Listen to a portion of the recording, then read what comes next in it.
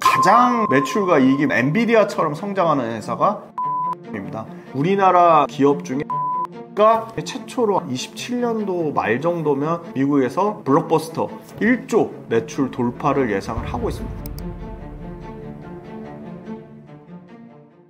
안녕하세요. 김지윤의 훈훈한 주식 유튜브 채널을 운영하고 있고 지금 오프라인 강연 사업을 하고 있는 김지윤입니다. 저는 빌리언스 캠퍼스라는 유료 구독 모델을 하고 있고요. 지금 서울에서 그 강연을 매달 마지막 주 토요일 날 하니까 그 강연, 오프라인 강연이랑 유료 구독 모델도 많은 관심 부탁드리겠습니다. 바이오주 밸류에이션과 실적은 어떤가요?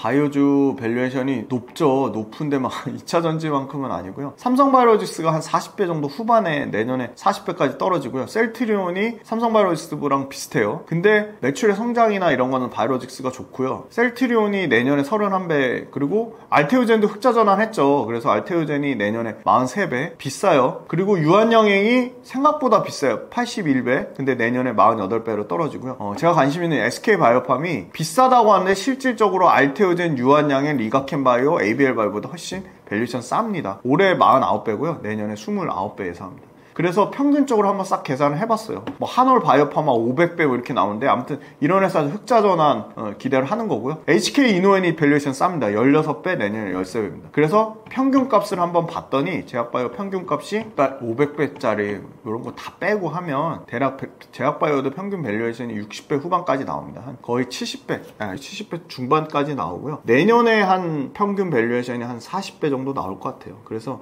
한 40배, 26년 평균 PER 기준 한 40배 기준으로 잡으시면 좋을 것 같고요. 내년 40배에는 요 한올바이오파마 120배 포함했습니다. 포함해서 한 40배 정도 나온다고 보고 있고요. 삼성바이오로직스가 한 딱 평균값이에요. 알테오젠 딱 평균값이고 그나마 싼 게 SK바이오팜하고 HK 이노엔 정도다. 한미약품도 좀 싼 편이고요. 그 다음 실적 보시면 삼성바이오로직스가 앞자리가 계속 바뀌어요. 여기 삼성바이오로직스 덩치 진짜 크죠. 근데 지금 매출은 20%씩 계속 성장합니다. 4조 대, 5조 대, 6조 대, 7조 대. 그래서 27년 기준으로는 7조 6천억까지 예상하고 장기 그림이 중요합니다. 영업이익 사이즈도요 계속 달라지죠. 올해 1조 9천억 대, 내년에 2조 2천억 대, 27년에 2조 6천억 대를 봅니다. 그래서 어찌됐던 매출과 이익이 증가하면서 PER 밸류에이션은 계속 낮아진다 말씀드리고요. 셀트리온 마찬가지입니다. 셀트리온도 올해 1조 1천억 대, 내년에 1조 6천억 대, 27년에 한 2조 대 영업이익 예상하고요. 매출도 사이즈가 달라져요. 4조 대, 5조 대, 6조 대 이렇게 매출 커지고요. 알테오젠도 이제는 알테오젠도 숫자가 찍히는 회사로 봅니다. 올해 드디어 2천억대 매출로 올라오고요. 내년에 6천억대 올라갑니다. 완전히 내년부터 이제 마일스톤이랑 기술 이전 단계별 그 들어오는 돈, 그죠? 그거, 그 다음에 원료의약품 관련된 부분, 그 자회사 알테오젠 바이오로직스 그거 관련돼서 들어오는 매출 들어오는 것들 보면 6천억대, 7천억대,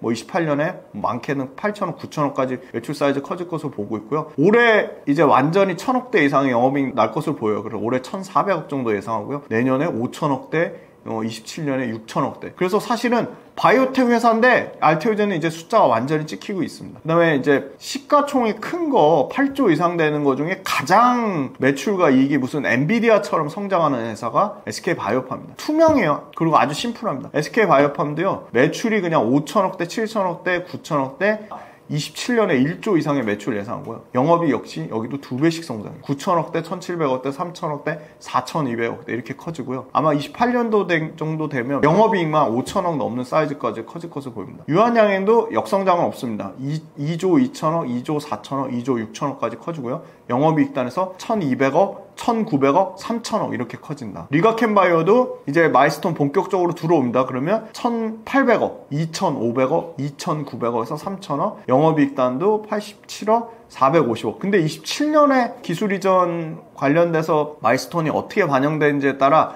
이게 적자로 나올지 흑자로 나올지는 좀 더 추가적으로 지켜봐야 될 것 같고요. 그건 ABL바이오도 마찬가지예요. ABL바이오 올해 뭐 역대급 매출 찍을 것 같아요. 1,000억 넘을 것 같아요. 1,000억대에 영업이 250억인데 내년에 영업이 133억 적자라고 해놨는데 이것도 마일스톤이나 기술 이전이 어떻게 매출과 이익 실적에 반영됐는지에 따라 다를 것 같습니다. 그 다음에 이제 마지막으로 HK-노예, 위식도 역류질환 치료제. 아마 위식도 역류질환 치료제 PCAB 제제는 PPI 제제를 완전히 이제 뛰어넘을 것으로 보고요. PCAB 제제가 현재 시장 전체 시장에서 한 20% 미만이라면 이게 최소한 40에서 50%까지는 커질 거로 보고 있습니다. 여기는 영업이익이 굉장히 좋습니다. 근데 매출 성장률이 좀 떨어져요. 올해 1조 매출, 내년에 1조 1,000억. 그 다음에 27년에 1조 2천억 정도, 한 자릿수 정도, 한 7에서 8% 성장할 것 같고요. 영업이익은 근데 자릿수가 바뀝니다. 800억대에서 1000억대, 1300억대, 1500억대 이렇게 숫자가 커질 것으로 보고 있기 때문에 제약바이오, 제가 숫자 갖고 온 회사들은 좀 안정적으로 매출과 이익이 성장하는 회사다. 그리고 실제 그 제약바이오가 갖고 있는 파이프라인이나 기술 이전 측면, 빅파마들한테 기술 이전 측면도 완전히 검증된 회사만 이렇게 실적을 말씀드렸습니다. 바이오주 관심 종목은 어떤 게 있으신가요?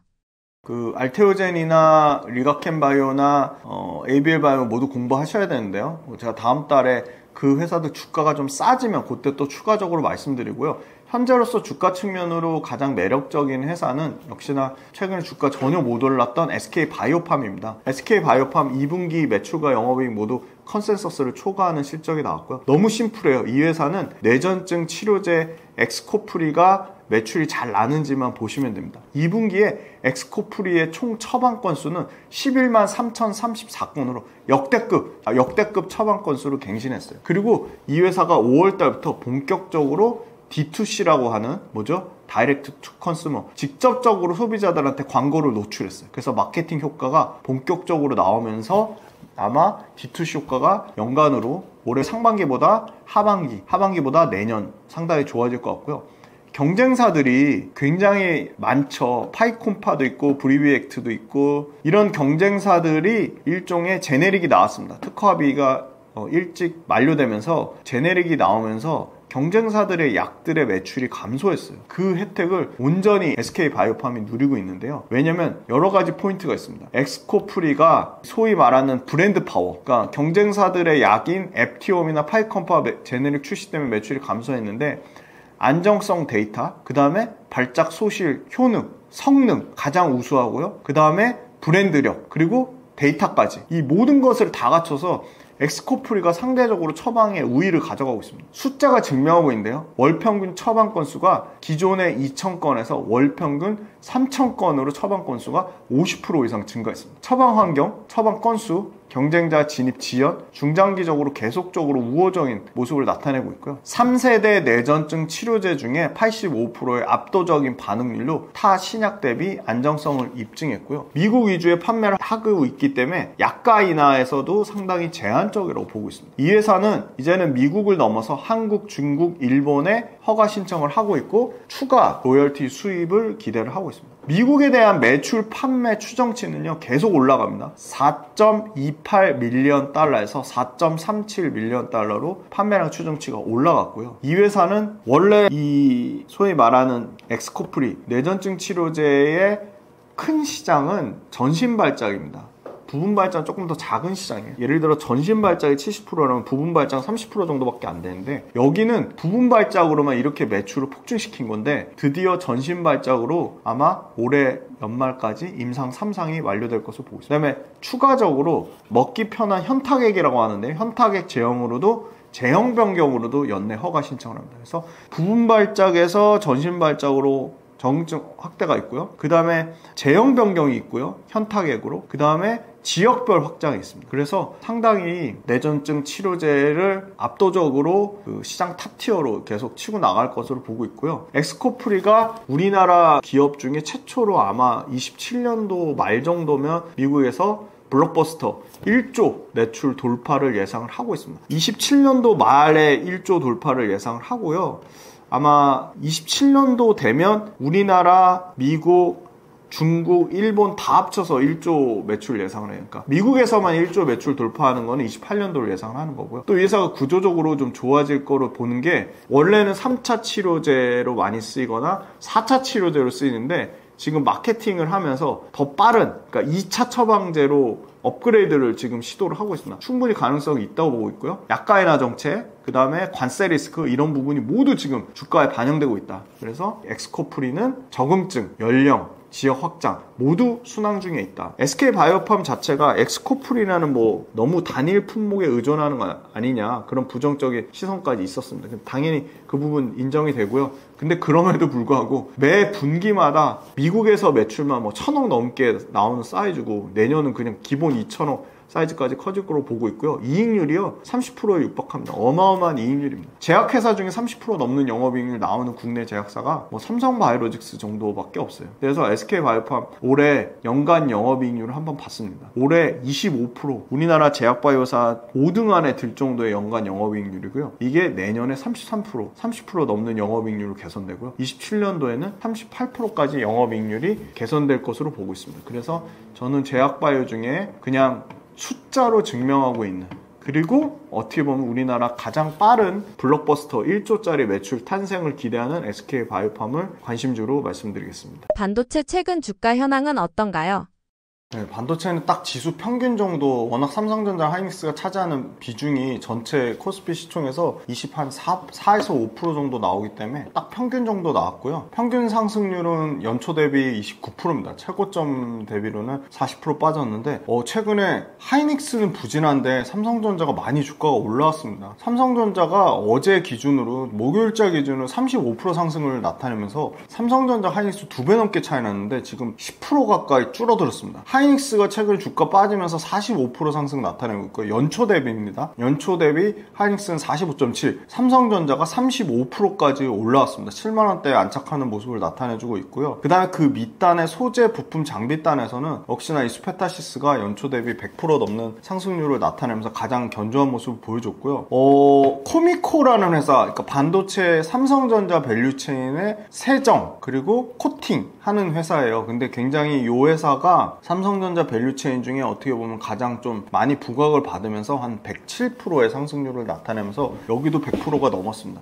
그리고 또 인상 깊은 게 장비 회사 중에 여기도 강력한 삼성전자 밸류체인이면서 삼성전자 아주 끈끈한 협력사인 원익 IPS라는 회사가 장비 회사인데 84%의 굉장히 높은 상승률을 나타냈다. 그리고 반대로 하이닉스의 가장 큰 어떻게 보면 협력사라고 보고 있는 주성 엔지니어링이 하이닉스 주가 좋을 때는 상당히 좋다가 연초 대비 10% 하락하는 수준까지 주가가 많이 내려왔다. 그리고 하이닉스의 역시나 또 강력한 밸류체인으로 평가받는 한미반도체가 딱 그냥 연초 똑같은 주가 수준을 나타내면서 하나도 성장을 못했다 그렇게 말씀드리고요. 반면에 뭐 여기 보시면 솔브네일이라든지 그죠? 뭐 동진세미캠이라든지 TCK라든지 이런 회사들이 지수보다 훨씬 초과 상승을 나타내면서 상당히 하이닉스 밸류체인과 삼성전자 밸류체인 간의 수익률 차이가 극명하게 좀 갈렸다. 근데 그럼 앞으로는 하이닉스 밸류체인이 더 좋아질 거냐? 그건 사실 잘 모르겠어요. 사실 그거보다는 좀 삼성전자 밸류체인에 여전히 조금 더 주목해보자. 삼성전자가 계속 지금 좋은 소식들이 나오고 있습니다. 이미 테슬라 수주를 받았고요. 애플 수주도 받았습니다. 근데 테슬라 수주가 아마 2나노 최첨단 선단 공정에서 이제 수율이라든지 품질을 검증하기 시작하면 테슬라로 끝날 것 같지 않고 다른 빅테크들의 수주 가능성도 매우 높아지고 있는 상황이다. 그래서 삼성전자 밸류체인을 조금 더 계속 지속적으로 관심 있게 지켜보자. 그렇게 말씀드리겠습니다. 반도체 최신 업황은 어떤가요? 네, 반도체는 제일 중요한 건 AI 수요와 공급의 불균형. AI 단에서 수요가 폭증하고 있는데 공급이 따라오고 있냐? 공급이 늘어나면 당연히 AI 때문에 커졌던 HBM 가격을 비싸게 못 받는 현상, 그거를 좀 주의 깊게 보셔야 되는데, 왜냐면 HBM은 우리나라 하이닉스가 제일 잘 만들고 있고 제일 많이 만들고 있기 때문입니다. 근데 HBM이 사실 조금 우려되는 부분 분명히 있습니다. 왜냐면 공급 과잉이 계속 얘기가 나오고 있어요. 그러니까 삼성전자가 엔비디아에 못 들어가서 그런 부분도 있지만 마이크론도 캐파를 2배씩 늘리고 있고요. 하이닉스도 캐파를 50% 이상씩 늘리고 있습니다. 공급이 늘어나는데 수요가 못 따라오면 가격은 떨어질 수밖에 없습니다. 왜냐면 하이닉스의 HBM4가 가장 빠를 것으로 예상됩니다. 왜냐면 엔비디아 이미 시제품 테스트 끝났고요. 아마 올해 말 정도면 본격적으로 HBM4가 납품할 것 같은데 HBM4가요. 원가가 HBM3보다 40% 비쌉니다. 그런데 하이닉스가 아무리 HBM 관련돼서 엔비디아에 납품한 1등 업체라고 해도 무작정 가격을 올릴 수는 없습니다. 그래서 실제 예상되는 거는 아무리 하이닉스가 가격의 우선권을 가져간다고 하더라도, 그런데 지금 삼성전자가 야 우리 HBM4 현실적으로 20에서 30% 싸게 내놓을 거야, 그렇게 하고 있어요. 그래서 HBM4 제가 봤을 때 하이닉스가 많이 올려봐야 20% 후반대라고 보고 있습니다. 그래서 20% 후반대를 올리는데 원가는 40% 올라간다? 그럼 그 10% 이상의 차이는 누가 부담하죠? 하이닉스가 부담할 수밖에 없습니다. 그러면 하이닉스의 영업이익은 꺾일 수밖에 없다.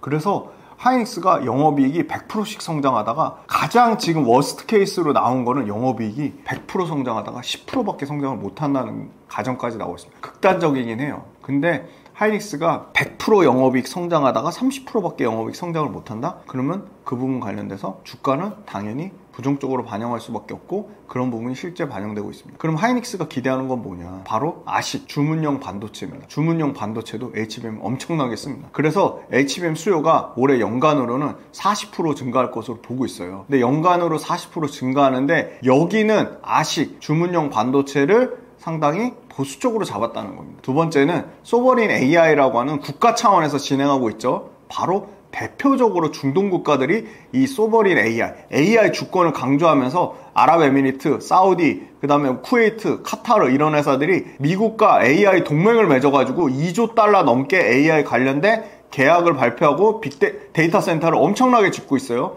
바로 그러면 오픈 AI, 오라클, 엔비디아랑 협업해서 AI 클러스터를 구축하는데 당연히 여기 HBM 쓰겠죠. 근데 HBM을 엄청나게 많이 쓸 건데 이 HBM을 그러면 이 소버린 AI 인프라 투자가 언제 본격화되냐? 얼마 안 걸립니다. 내년에 본격화됩니다. 그리고 아식은 엄청나게 최근에 재미난 데이터가 있는데요. 구글이 2분기 실적 발표 때 좀 공부하시면 좋을 것 같아요. 이 토큰이란 개념을 좀 찾아보세요. 손품을 팔아서 검색해보세요. 토큰을 얼마 처리했냐? 4월달 기준으로 480조 개를 처리했대요. 480조. 토큰 처리량이요. 1년 만에 50배가 늘어난 거고요. 마이크로소프트는요, 토큰 처리량요, 올해 1분기 기준으로 100조까지 늘어났대. 100조 개. 이것도 20조 개에서 1년 만에 5배가 증가합니다. 그러면 토큰 처리량이 늘어나면요, HBM에 고사양을 써야 돼요. 왜냐면 데이터 처리를 빠르고 정확하게 해야 되기 때문에. 그래서 이 토큰 처리량이 폭증하면서 아식이 HBM을 엄청나게 쓸 건데, HBM 쓰는 거를 아식 업체들도 최신 버전을 쓰고 싶을 거 아니에요. HBM4를 쓰고 싶을 거 아니에요. 근데 HBM4를 당장 내년에는 못 쓴다는 겁니다. HBM4를 아식이 쓰는 거는 빨라 27년도로 보고 있어요. 그러니까 2년의 공백이 생기는 겁니다. 올해 말부터 27년 초까지 만약에 아식이 HBM4를 빨리 안 써주면 이 HBM에 대한 엔비디아 수요만으로는 공백이 있다는 거고요. 근데 긍정적인 거는 레거시, 그러니까 D램 반도체, 그러니까 소위 말하는 저가 사양이 공급이 CXMT, 중국 반도체 업체가 엄청나게 저가 떨이로 DDR4를 내놔가지고 그게 박살날 걸로 예상했는데 DDR4 가격이 안 떨어지는 거예요. 왜냐면 레거시 공급 증가가 가격 상승을 둔화시킬 정도로 안 늘어난 거예요. 그러니까 레거시를 생각보다 DDR4가 공급 조절을 하면서 가격이 올라가기 때문에 DDR4가 예를 들어 버틴다? DDR4에 대한 수요가 그렇게 중국에서 막 폭증해서 늘어나지 않는다? 그럼 DDR4를 일반적으로 생산하는 물량 때문에 DDR4 때문에 DDR5나 HBM까지 영향을 미치는 거예요. 설비 투자나 공정 전환에. 그러니까 설비 투자 공정 전환이 생각보다 중국에서 DDR4 그냥 레거시나 저가 사양은 다 그냥 싹쓸이해서 가격을 다 박살내고 이럴 줄 알았는데 그렇게 생각보다 그렇게 안 되는 겁니다. 그러니까 무슨 말이냐면 레거시 수요. 그러니까 최신 사양 말고 저사양도 수요가 그렇게 확 줄거나 확 늘거나 하지 않고 조금 유지되는 수준으로 가면서 점차적으로 없어지는 거예요. 가장 시장에서 예상하는 가장 좋은 상황인 거예요. DDR4가 중국이 막 미친 듯이 만들어서 갑자기 가격 폭락해서 싹 없어지는 게 아니라 점차적으로 DDR5로 바뀌는 걸로 안정적인 구조로 간다는 거고요. 서버 중심의 DDR5 수요가 꾸준히 올라오고 있는 겁니다. 그래서 내년에 드디어 DDR5는 레거시는 아니죠. 최신 사양이잖아요. DDR5 가장 지금 현재 나온 거 D램 중에 서버랑 PC 합쳐서 DDR5의 점유율이 50%를 초과할 것으로 보입니다. 그 다음에 중국의 CXMT도 바로 DDR4 말고 DDR5를 한번 정부에서 적극 육성해 줄 테니까 최신 사양 너네가 실패해도 계속 만들어봐 이렇게 나온 겁니다. 그래서 DDR5 중국에서도 시도하니까 DDR4가 급격하게 늘어나지 않는 겁니다. 중국이 구조적으로 DDR5 전환 속도를 신경을 쓰고 있으니까. 그 다음에 생각보다 서버랑 큰 축을 차지하는 게 일반 PC하고 스마트폰입니다. 근데 스마트폰하고 일반 PC가 관세 때문에 1분기에 먼저 땡겨 쓴 수요가 있었어요. 그래서 하반기에 일반 PC도 부진하고 스마트폰도 부진하다고 했는데 근데 이걸 고려해도 일반 PC나 D램 쪽, 그러니까 모바일 쪽, 휴대폰 쪽 D램 가격이 시장에서 예상하는 거는 안 떨어지고 하반기에 가격 상승을 오히려 예상하고 있어요. 그러니까 기존 정상 재고 수준까지 2분기 실적 기준으로 모바일이나 PC가 악성 재고는 일단 좀 많이 털었다. 악성 재고가 그렇게 크게 없다. 재고 상황 타이트하다. 그렇게 보고요. 타이트한 공급이 그러면 실수요보다 공급이 적으면 구매력이 다시 새롭게 형성된다. 그래서 오히려 생각보다 이 컨벤셔널이라고 하는 레거시 쪽에서 가격이 뒷받침돼 주면서 상대적으로 일반 D램 쪽, 레거시 쪽에 강력한 시장의 압도적인 점유율 포지션을 갖고 있는 하이닉스보다 삼성전자가 조금 더 당분간은 더 부각될 가능성이 높다고 보고 있고요. 가장 최신 수출 데이터가 나왔습니다. 8월 12일까지 우리나라 전체 이 반도체 수출 데이터가 24억 5천만 달러를 기록했는데요. 이 중에 메모리 반도체하고 D램하고 낸드는 모두 전년 동기 대비 43% 증가하면서 1억 2천만 달러 D램 기록했고요. 낸드가 2,649만 달러로 계속 연초 1분기, 2분기, 7월달까지도 분기 전년 동기 대비 감소했는데 드디어 플러스로 전환했습니다. 그래서 사실은 관세 때문에 미리 땡겨 쓴 수요 때문에 가격이 꺾일 거 아니냐, 그 다음 수요가 급격하게 줄어들 거 아니냐 했지만 실제 나온 수출 데이터는 잘 나와서 오히려 하반기에 대한 기대치가 더 올라가고 있다. 트럼프 대통령이 반도체 관세에 대해서 미국의 생산 시설을 두지 않으면 200%의 관세를 물겠다고 했는데 협상용 카드일 가능성이 매우 높고요. 이미 미국에서 칩을 생산하고 있고 제조 시설을 확충하고 있습니다. 삼성전자, 하이닉스 모두 칩스 액트 보조금을 받을 것으로 보고 있기 때문에 관세 리스크는 오히려 상당히 제한적이라고 보고 있고요. 삼성전자는 파운드리가 최선당 공정에서 테슬라 그리고 애플의 수주를 받으면서 완전히 최선당 공정에서 글로벌 고객사 확보하는 경쟁력 회복을 증명하고 있고요. 기대감이 주가에 풀 100%로 반영되진 않았다고 보고 있습니다. 그래서 하반기에는 하이닉스보다는 계속적으로 삼성전자의 비중을 높이는 전략이 저는 유효하다고 보고 있습니다. 반도체 밸류에이션과 실적은 어떤가요? 반도체가 반도체 바이오 2차전지 중에 제일 밸류에이션 부담이 없어요. 그냥 삼성전자, 하이닉스 대장이 워낙 밸류에이션이 쌉니다. 자, 삼성전자 기준으로 말씀드리면 밸류에이션이 내년 기준으로 11배 정도 26년 포워드 PR로 이게 HBM이 매출이 그렇게 막 폭증할 거라고 보지 않은 것 같아요. 하이닉스 6배입니다. 올해 기준으로도 6배고요. 내년 기준으로 6배. 그러니까 삼성전자, 하이닉스 밸류에이션이 너무 싸니까 아예 그 윗단에 소부장 안 보는 거예요. 그런데 소부장도 잘 찾아보면 밸류에이션 싼 것들이 있어요. 왜냐하면 소부장이 리스크는 있죠. 변동성이 삼성전자, 하이닉스보다 크니까. 그럼에도 불구하고 소부장 단에서는 상승 탄력은 더 높죠. 가벼우니까 몸집이. 소부장 무조건 공부하셔야 돼요. 자, 반도체 밸류에이션 평균값이 올해 25배입니다. 내년에 16배인데 하이닉스가 6배니까 말도 못하게 싸잖아요. 왜냐면 하이닉스가 매출과 영업이익이 50%씩 개선되기 때문에 그렇습니다. 엄청나게 비쌌던 한미 반도체 밸류에이션이 PER 70배가 넘었어요. 근데 이게 30배까지 떨어졌어요. 왜? 주가가 박살나서. 근데 이익은 덜 박살났어요. 주가 박살나는데 이익까지 박살나잖아요. 밸류에이션은 안 떨어집니다. 주가 박살나는데 이익이 덜 박살났기 때문에 밸류에이션이 떨어진 거고요. 자, 그 다음에 나머지 볼게요. 리노공 같은 거 28배, 25배? 그냥 평균 수준이에요. 그 다음에 파크 시스템즈? 이런 거 계측 장비잖아요. 계측 장비. 연구개발 R&D에 들어가는 거. 오히려 39배, 31배 밸류에이션 프리미엄을 받고 있네요. 그러면 파크 시스템즈의 계측 장비가 얘네만 만드는 건지 독점인지 글로벌 빅테크를 고객사로 갖고 있는지 그리고 그 독점 구조가 유지될 건지 그런 거 계속 봐야 돼요. HPSP가 고압수소 어닐링 장비 독점이니까 마진이 영업이익률 50%씩 나면서 계속 프리미엄 밸류를 받다가 ST랑 경쟁사가 들어오면서 독점 구조가 깨졌어요.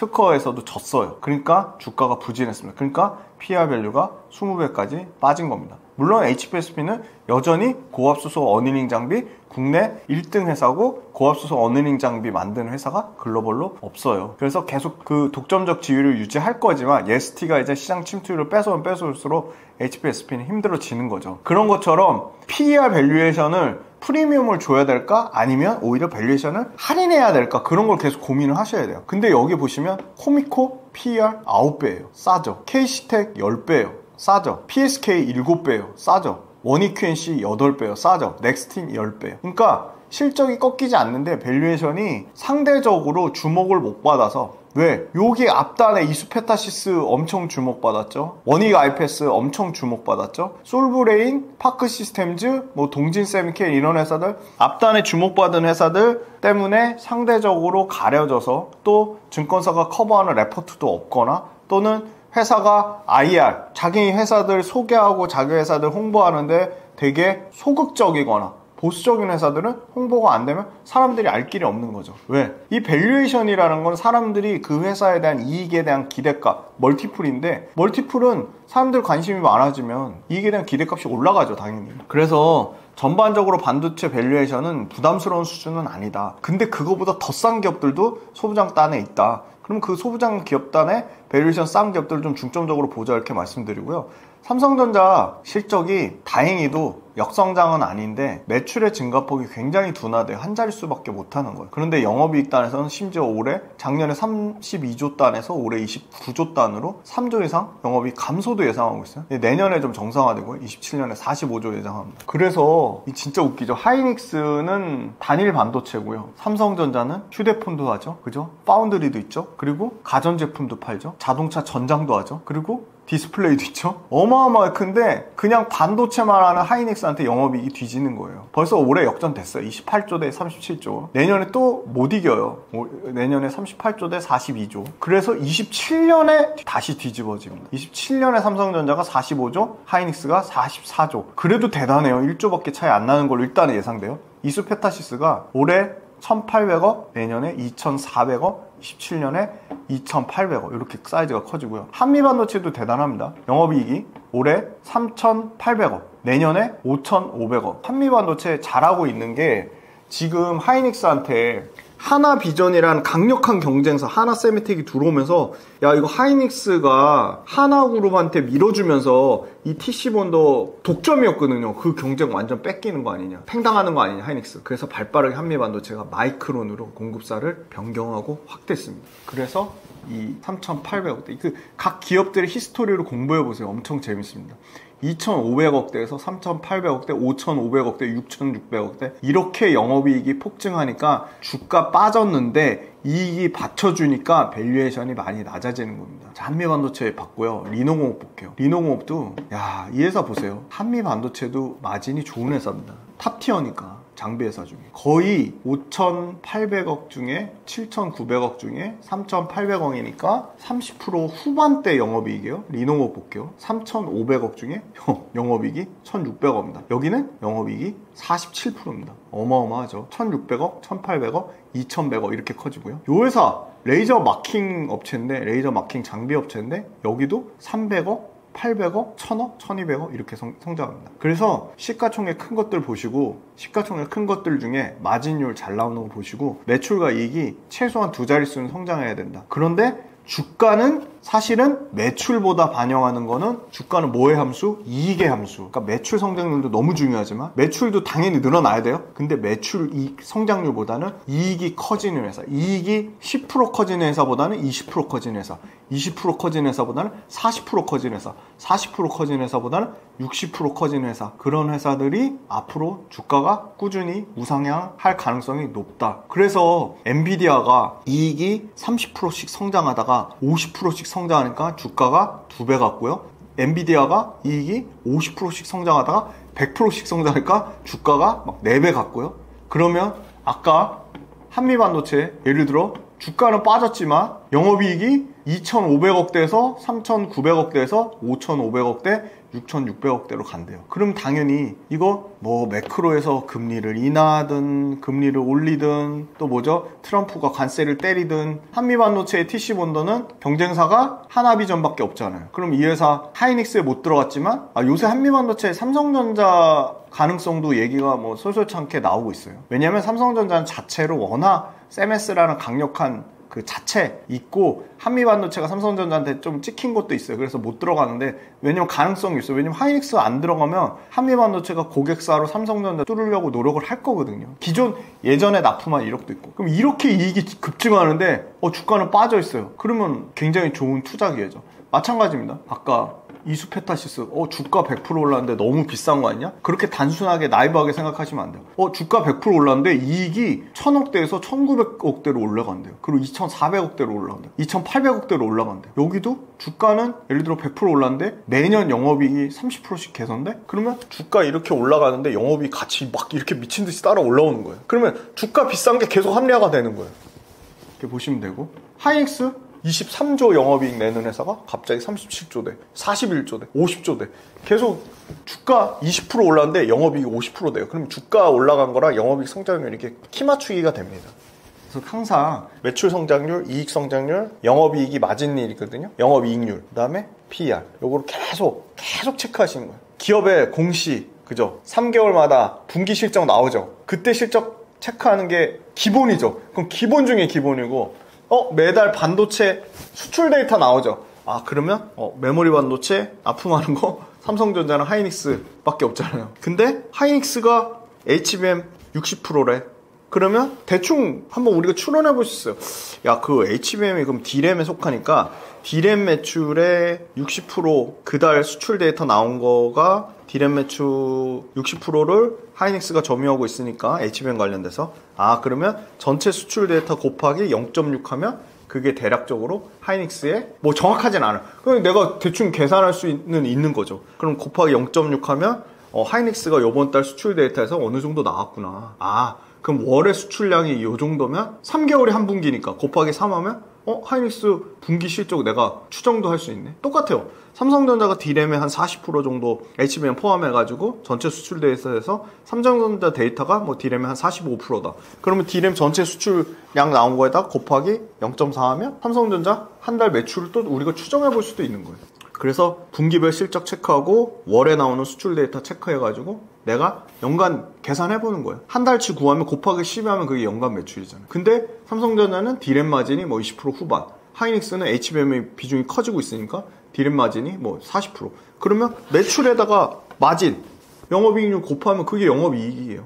그러면 애널리스트처럼 구독자분들이 실적을 그냥 추정할 수가 있어요. 반도체만 그럴까요? 매달 미용의료, 화장품, 음식료 수출 데이터 엄청나게 나오죠. 그거 다 확인해요. 양극재, 2차전지는 양극재 매달 수출 데이터 나와요. 지역까지 굉장히 세분화돼서 나와요. 대구 수출 데이터, 포항 수출 데이터, 청주 수출 데이터, 울산 수출 데이터. 그럼 포항 포스코 퓨처, 대구 LNF. 그럼 그 수출 데이터를 곱하기 판가, 곱하기 가격, 매출은 간단합니다. P 곱하기 Q예요. 프라이스 곱하기 퀀티티. 그럼 매출 나오죠. 그럼 대략 양극재 마진, 정상적인 마진 받을 때가 5에서 6%지? 그럼 매출 곱하기 5에서 6% 하면 영업이익 계산됩니다. 그러면 진짜 애널리스트처럼 구독자분들이 숫자를 추정하실 수 있습니다. 그래서 이런 공부들을 해보시고 숫자에 익숙해지셔야 돼요.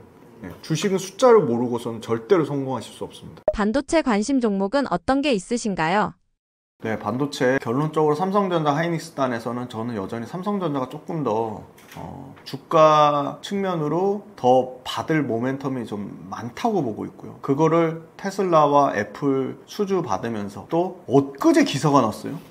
드디어 엔비디아 발로 HBM4 컬 테스트 통과했다. 제가 그래서 전 당연히 삼성전자 하이닉스 다 다니는 친구들이 있습니다. 삼성전자 쪽에 확인해 봤는데 가능성이 매우 높다. 부정하지 않았습니다. 그러니까 거의 90% 이상의 확률로 보고 있고요. 그럼 이렇게 되는 겁니다. 하이닉스는 이미 엔비디아 모멘텀이 엄청 주가에 반영돼 있다가 그게 시들시들하니까 빠지는 거고, 삼성전자는 엔비디아 모멘텀이 빵 없다가 새로운 게 생긴 겁니다. 그래서 삼성전자 좀 관심 있게 보자 말씀드리고요. 우리나라 기업들 중에는 정말 대단한 소재, 부품, 장비 기업들이 많습니다. 진짜 국뽕이 차오를 정도로 삼성전자, 하이닉스 말고 그냥 바로 빅테크, 바로 아마존, 바로 구글, 바로 테슬라에 납품하는 업체들이 있고요. 그런 대표적인 업체가 이스페타시스입니다. 2분기 매출과 영업이익 실적 잘 나왔고요. 근데 구글 쪽으로 매출이 조금 꺾였어요. 그랬더니 뭐 이스페타시스 실적 나쁜 거 아니냐, 컨센 하회했다 이런 얘기가 또 막 쏟아집니다. 냉정하게 까봐야죠. 구글 매출이 감소했던 거는요. 구글도 AI 가속기 자체 칩을 개발하고 있죠. 그게 업그레이드가 됐습니다. 최신 버전으로 차세대 모델로 교체하면서 일시적으로 당연히 라인 전환하면 기존 거 공급을 줄이잖아요. 그러니까 일시적 감소가 나왔죠. 그런데 이 회사는 저수익성의 AI 가속기를 줄이고 이제 이 회사 구글 차세대 버전 앞으로 미친 듯이 양산할 겁니다. 근데 두 번째, 통신 장비 회사들이 있어요. AI 데이터 센터에는 통신 장비가 필수입니다. 대표적으로 스위치라는 게 있고요. 라우터라는 게 있습니다. 그런데 스위치나 라우터의 비중이 이스페타시스 커지고 있습니다. 왜냐면 스위치가 데이터 전송을 빠르고 정확하게 해주는 굉장히 중요한 장비고요. 스위치에 들어가는 거가 데이터 센터만큼 커지는데 스위치가 200GB 스위치에서 400GB, 800GB, 이제 1.6테라까지 나올 건데요. 현재 최고 사양 800GB 스위치가 바뀐 지 400GB에서 800GB로 바뀐 지 4, 5개월밖에 안 됐어요. 앞으로 내년에는 다 800GB로 다 바뀔 거예요. 근데 800GB 스위치에 납품할 수 있는 기판 업체가 몇 개 없어요. 거기도 또 일종의 독과점 구조입니다. 그러니까 가동률이 95%에 육박할 정도로 타이트해요. 왜? AI 데이터 센터에 납품하는 기판도 쇼티지야. 스위치, 800기가 스위치에 들어가는 것도 쇼티지야. 물건 만들어서 족족 만들어서 팔기 바빠요. 근데 캐파가 부족해요. 그래서 캐파 증설했어요. 30% 이상. 그래서 캐파 증설한 게 5공장입니다. 신공장. 이 5공장이 미친 듯이 가동이 될 건데 그게 언제부터? 5공장 가동 시작한 지가 2개월도 안 됐습니다. 5공장이 10월 달에 100% 가동도 아니에요. 일부 가동밖에 안 돼요. 그러면 5공장, 신공장 매출은 11월 달부터 반영돼요. 그러니까 실적이 계속 우상향할 수밖에 없어요. 수주가요, 매분기 최고 실적을 갱신하고 있습니다. 이 회사 북미 AI 가속기를 다 납품하고 있는데 주력은 구글입니다. 근데 구글이 만약에 야, 우리 물량 조금 뺄게 그러면 아마존이나 메타가 우리 이스페타시스 기판 갖다 쓸게 대기하고 있어요. 그래서 내년에는 제일 큰 거는 마이크로소프트 메타가 새로 고객사로 들어오고요. 아마존도 예상이 되고 있습니다. 그러면 아마존, 메타, 구글, 마이크로소프트 이 4개 빅테크를 다 고객사로 가진 유일한 회사가 될 것 같고요. 경쟁사가 있습니다. 경쟁사의 주가 위치를 봤더니 전부 신고가예요. TTM 신고가, GC 신고가, WS 신고가. 그래서 봤더니 경쟁사들도 공격적으로 증설하고 있어요. 그런데 TTM이 말레이시아 페낭 공장이 고객사 인증이 지연되고 있습니다. 대만 업체들을요, 배터리처럼 미국의 빅테크들이 대만이나 중국 기판 업체 거 안 쓰려고 하고 있어요. 당연히 고객사 승인이 지연되면 그만큼 기판을 못 팔잖아요. 그럼 거기 누가 반사수혜를 보죠? 이스페타시스가 반사수혜를 보는 겁니다. TTM 공장이 페낭 공장 고객사 인증이 지연되면서 TTM은 4분기에도 손익분기점을 맞추기 어려울 거라고 보고 있어요. 이미 5공장 증설이 끝났기 때문에 하반기에 본격적으로 실적 반영되면 5분기에 TTM이 고객사 인증 지연받은 물량까지 이스페타시스가 반사수혜로 가져갈 가능성이 있고요. 두 번째는 기판 관련돼서 다중적층 기판이라고 기술적으로 지금 최고난이도 사양의 다중적층 기판을 신규 통신 아까 말씀드린 800기가 스위치나 AI 데이터 센터에 이 다중적층 기판을 적용하려고 하고 있습니다. 빅테크들이 이미 적용 시작이 됐고요. 그래서 다중적층 기판은 또 일반 기존의 이스페타시스가 하는 기판보다 가격이 2배 이상 비쌉니다. 그런데 여기는 더 쇼티지, 그러니까 경쟁 우위가 지속될 수밖에 없는 거죠. 그래서 경쟁사들 현황, 가격 문제, 800기가는 400기가 스위치에 들어가는 것보다 기판이 2배에서 3배 비쌉니다. 그러니까 마진이 좋을 수밖에 없는 거죠. 그리고 북미 빅테크들은 대만과 중국의 기판 업체들에 대한 의존도를 급격히 낮추고 있습니다. 생산 캐파까지 확정했죠. 그래서 계속 분기별 실적 최고치를 찍을 것 같고요. 이 회사가 밸류에이션이 아까 말씀드렸던 듯이 20배 중반까지 떨어지기 때문에 주가는 100% 올랐지만 엄청나게 비싼 건 아니다. 언제 그러면 투자 기회를 노리냐? 아까 말씀드린 금리 인하할 줄 알았는데 3번 인하할 줄 알았는데 2번밖에 인하를 안 해. 그리고 뭐 다시 뭐 러시아 우크라이나 전쟁 매크로 이슈가 잘 해결이 안 돼. 우크라이나가 영토 관련돼서 돈바스 지역 반환을 안 한다고 계속 버텨가지고 뭐 트럼프 시나리오대로 안 가. 그리고 트럼프가 파월한테 압박했지만 파월이 굴하지 않고 우리 금리 안 내릴 거예요. 예를 들어 완전히. 그래서 시장이 이 이수페타시스가 진행하는 AI 데이터 센터 이슈와 무관하게 떨어진다고 하면 이수페타시스 주가가 떨어지면 상당히 좋은 기회인 거죠. 근데 반대로 진짜 이수페타시스를 팔아야 될 때는 이수페타시스 빅테크 고객사들이 캐파를 사실은 구글이나 메타가 연간 캐파 가이던스를 2분기 실적 발표 때 올렸어요. 그리고 통신장비 탑티어인 아리스타 네트워크스랑 셀레스티카가 통신장비 실적 발표 때 우리 통신장비 싹 다 바꿀 거야. 그리고 연매출 가이던스 올릴 거야 했는데 그 계획이 틀어져가지고 통신장비 그럴 일은 없겠지만 800기가 써야 되는데 800기가 나중에 쓸게 라고 한다든가 빅테크가 AI 데이터 센터에 우리 저사양 기판 쓸게. 그렇게 구조적으로 이수페타시스가 진행하는 고사양의 고부가 칩을 들어가는 기판을 안 쓴다고 하면 그건 큰 타격이 있겠죠. 근데 그럴 가능성은 매우 낮다고 보고 있고요. 이수페타시스는 빅테크를 가장 많이 또 가장 빠르게 빅테크 쪽으로 고객사를 직접적으로 확대하는 회사이기 때문에 계속 관심을 가져야 된다. 그렇게 말씀드리겠습니다. 2차전지 최근 주가 현황은 어떤가요? 네, 2차전지가 최근에 좀 주가가 회복은 되고 있습니다. 아직 확인해야 될 것도 많고 분기 실적이 다 잘 나온 건 아니고 일부 기업들이 잘 나오면서 전반적으로 회복세를 나타내는데 여전히 확인 과정은 필요한 것 같고요. 코스피 지수가 어제 8월 21일 기준으로 32%니까 코스피 지수가 굉장히 견고하거든요. 그런데 2차전지 평균 LG에너솔루션부터 TC스틸까지 보면 제가 시가총액 상위 그룹에 있는 것만 갖고 왔는데 평균 11%니까 여전히 지수보다 훨씬 못 미치는 상승률을 나타내고 있습니다. 다만 그래도 좀 긍정적인 거는 대형주 단에서 LG에너솔루션이나 포스코홀딩스나 LG화학이나 포스코퓨처엠이나 에코프로비엠 이쪽 시가총액 큰 거 위주, 그러니까 시가총액 10조 이상 되는 것들 기업들의 평균 상승률은 그래도 20% 가까이 나오면서 연초 대비 조금 회복하는 모습을 보여주고 있다. 그리고 그 밑단에 보시면 좀 특징적인 거는 역시나 반도체랑 같이 결합되어 있는 소위 말하는 하이브리드 업체들, 그러니까 반도체 사업도 하고 2차전지 사업도 하는 한솔케미칼이라든지 솔브레인이라든지 그 다음에 뭐 롯데에너지 머티리얼즈라든지 이런 기업들, 그러니까 단독으로 2차전지만 하는 기업들보다는 반도체와 2차전지로 사업군이 양분되어 있는 회사들이 상승률이 좋았는데요. 역시나 한솔케미칼이 80% 상승률을 나타내고 있고 솔브레인도 거의 40% 가까운 상승률,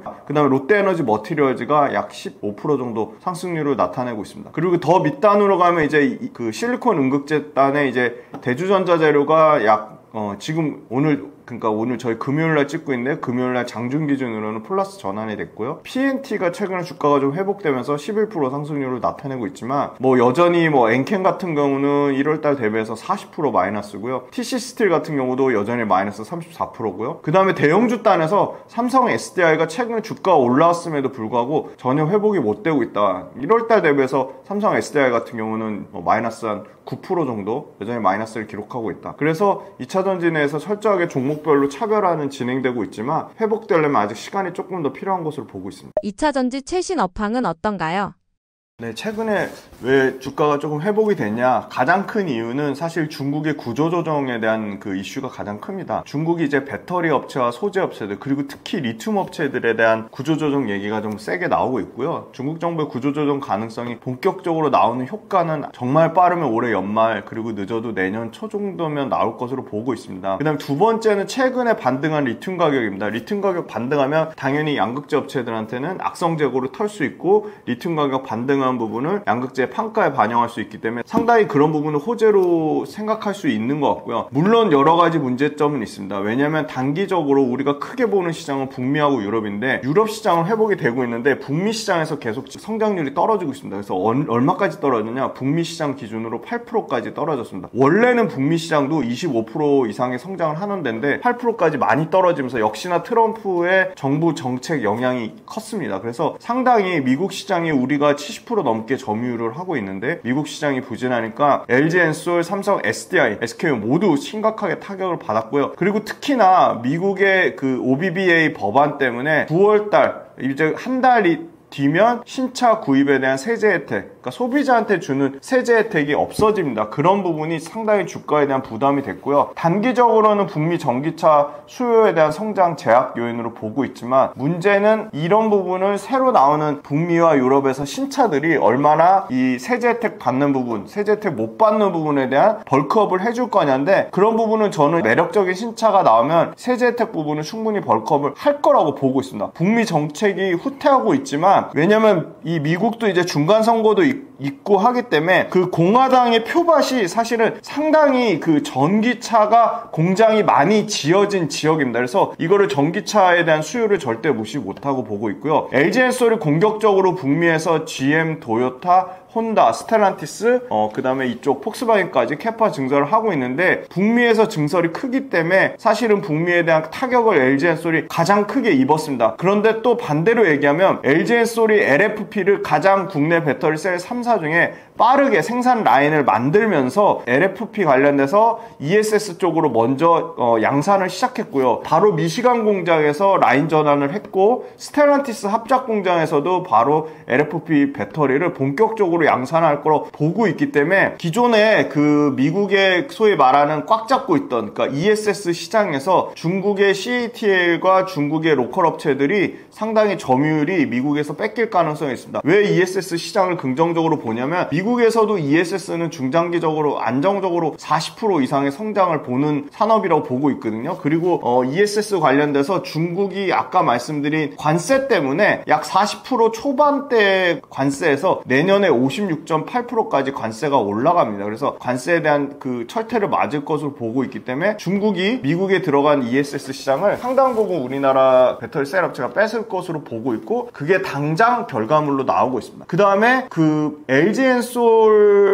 지금 ESS 스타트를 끊었지만 삼성 SDI도 ESS 관련된 매출이 또는 수주가 계속 나오고 있습니다. 추가적으로 수주가 계속 나오고 있거든요. 그럼 그걸 또 어디서 확인할 수 있냐? 에코프로비엠 2분기 실적 나오는데 거기서 ESS로 나가는 양극재 매출이 2배 증가했습니다. 400억대에서 800억대로 증가했고요. 내년 정도 되면 분기당 1000억 이상을 볼 것 같습니다. 그러면 ESS 매출이 점점 커진다는 거는 실질적으로 우리나라 LG엔솔과 삼성 SDI가 ESS 매출 또는 수주를 받고 있는다는 게 밑에 양극재 단에서 증명을 하는 거고요. 그 다음에 이제 유럽 단을 말씀드리겠습니다. 유럽은 신차가 중저가 차종이 굉장히 많이 나오고 있습니다. 매력적인 중저가 신차가 올해 하반기에도 10종 넘게 전기차 신차가 쏟아져 나옵니다. 내년엔 더 많이 나오고요. 내년에 15종에서 20종을 예상을 하고 있습니다. 그런데 유럽은 다행히도 보조금을 끊었던 독일을 비롯해서 독일, 영국, 제일 부진한 게 프랑스였는데요. 이제 프랑스도 하반기에 좀 회복이 될 것으로 보고 있어요. 그래서 요 3인방 독일, 영국, 프랑스, 거기에 이제 이태리까지 포함해서 유럽에서 전기차 판매 성장률이 30%대까지 올라왔다. 그런 점을 비교해 보면 상당히 유럽에서 견조하게 나오고 있고요. 우리나라 배터리셀 3사의 매출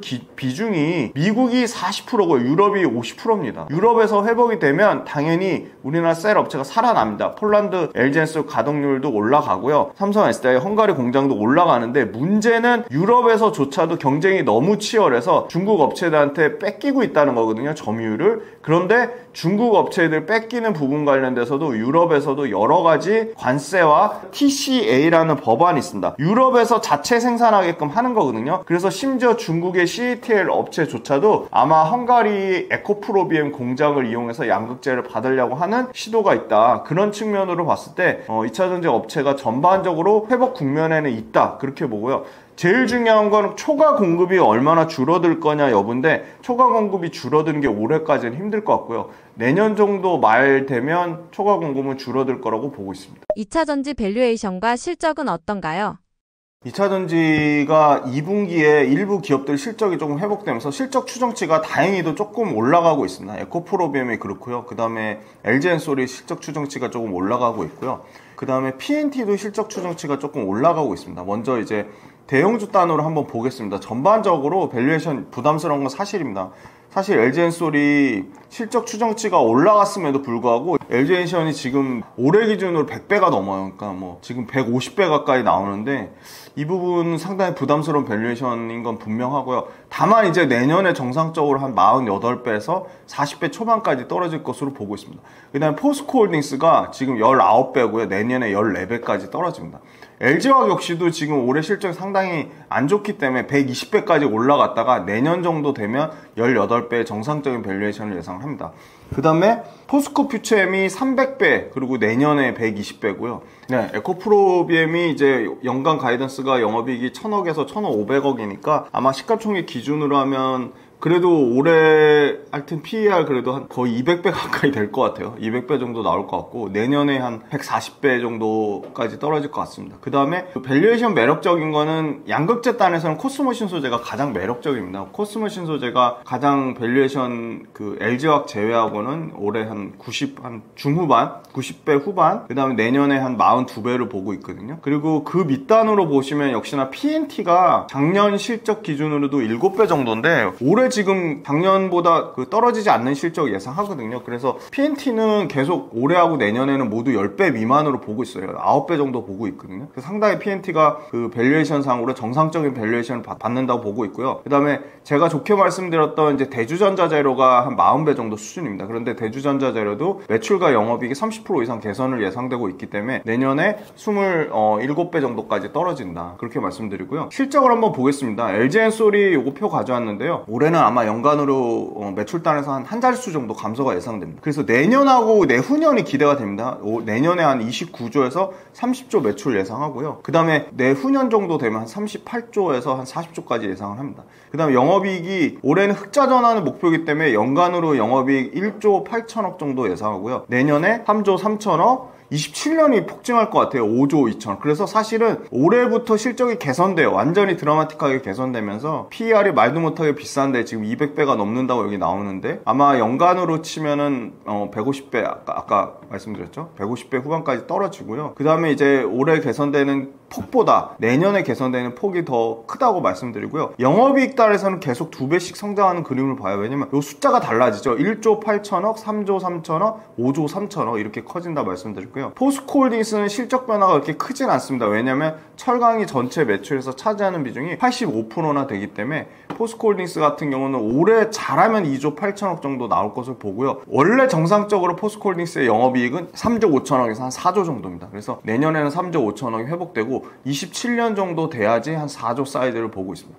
삼성 SDI는 올해도 적자를 면치 못할 것 같고요. 내년 정도 돼야지 흑자 예상을 합니다. 그래서 내년에 6,500억대 흑자고 2027년도에 1조 한 7천억대. 그래서 아마 27년도 돼야지 원래 정상적으로 삼성 SDI가 내던 영업이익 나올 것 같고요. 포스코 퓨처엠은 1분기, 2분기 연속으로 흑자 전환했죠. 그래서 올해는 570억대를 예상하는데 요거 잘 달성할 수 있을지 좀 더 지켜봐야 될 것 같고요. 정상적인 포스코홀딩스가 원래 봤던 영업이익은 내년 예상합니다. 내년에 1,800억대, 27년에 3천억대를 예상하면서 27년도가 되면 완전히 정상화 될 것 같아요. 그래서 아직도 1년 정도 시간이 필요하다. 여기 보시면 삼성 SDI도 27년 돼야 1조 8천억대 영업이익 나온다는 거 봤을 때 전반적으로는 내년까지도 조금 힘들 수 있겠다. 에코프로비엠 볼게요. 원래 에코프로비엠 2분기 실적 나오기 전까지만 해도 영업이익이 올해 450억 예상했는데 지금 1000억이 넘어갔습니다. 그리고 내년에 1500억, 27년도에 3200억으로 에코프로비엠도 완전히 정상화되는 거는 27년 정도를 보고 있습니다. 그런데 지금 2분기 실적 나온 걸로 연간 추정을 잡은 거기 때문에 3분기에 또 어닝 서프라이즈 나오면 이 실적 추정치는 분명히 올라갈 겁니다. 그다음 대주전자재료 말씀드릴게요. 대주전자재료는 실제 영업이익이 그렇게 크게 미스 안 났습니다.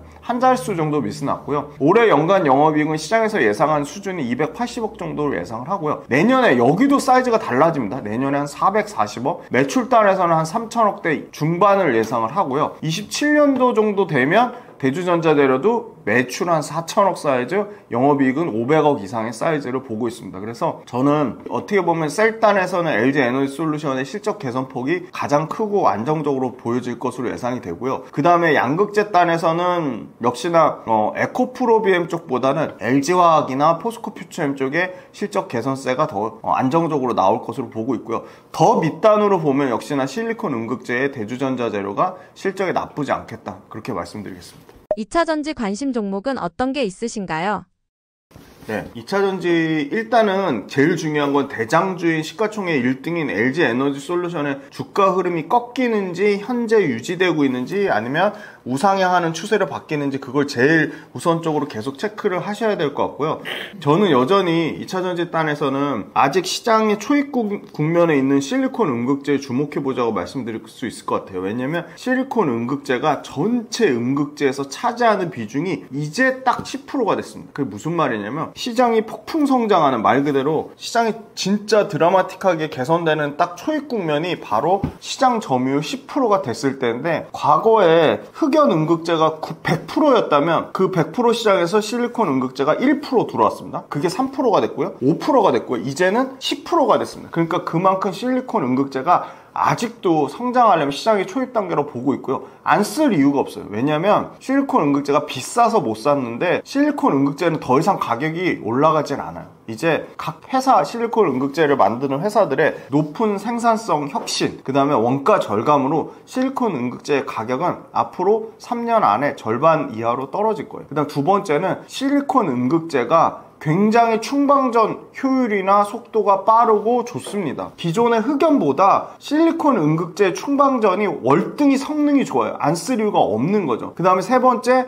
실리콘 음극재를 100% 다 안 써도 돼요. 조금만 섞어도, 흑연의 실리콘 음극재를 1%만 섞어도 충방전이 좋아지는 거예요. 안 쓸 이유가 없죠. 그래서 야, 그러면 우리 흑연만 다 쓰지 말고 실리콘 음극재 1%만 섞어보자 해서 처음에 1% 섞다가 야, 이거 조금 더 섞어보자, 3% 섞자, 야, 이거 조금 더 섞어보자, 5% 섞자. 그래서 그렇게 계속 늘어나가지고 이제는 실리콘 음극재를 처음에 1%에서 시작했다가 7%까지 늘어났습니다. 7% 늘어나는 차종이요, 이제 3대에서 5대, 그러니까 7%까지 늘어난 차종이요, 이제 3종에서 5종이에요. 내년에 10종으로 늘어나고요, 27년에는 20종으로 늘어납니다. 그러면 7%보다 이제 실리콘 음극재가 더 싸져서 10%를 섞을 수 있다? 그럼 흑연 덜 쓰고 실리콘 음극재를 채우는 거예요. 그래서 실리콘 음극재는 앞으로 엄청나게 많이 쓰일 거예요. 왜? 반도체에도 쓰이거든요. IT 기기에도 우리가 충방전, 그러니까 태블릿 PC, 노트북, 그 다음에 휴대폰 다 충전해야 되잖아요. 거기에 실리콘 음극재 씁니다. 거기는 들어가는 양이 적으니까 100% 써요. 그냥 자동차, 전기차에 들어가는 것처럼 5%, 7%, 8% 이렇게 안 섞고요, 100% 풀 실리콘이라고 그냥 풀로 다 씁니다. 100%. 그래서 앞으로 IT에도 쓰이고, 그 다음에 어디에도 쓰인다? 전기차에도 쓰이는데, 전기차에 들어가는 비율이 많아지고요. 아마 당장 내년 정도 되면 대부분 실리콘 음극재가 들어가는 비율은 8%에서 많게는 10%까지 커질 겁니다. 그리고 기존에 야, 실리콘 음극재 좀 불안한 거 아니야? 당연히 실리콘 음극재도 문제점이 있었어요. 어떤 문제점이냐면 충방전 할 때 부피가 팽창해가지고 스웰링 현상이라고 하는데, 그것 때문에 굉장히 구조적인 안정성의 리스크 요인으로 봤는데, 그거를 실리콘 음극재에 탄소 나노튜브 CNT 도전제를 섞어서 충방전 현상을 잡았습니다. 그리고 실리콘 음극재에 이종금속, 마그네슘이라든지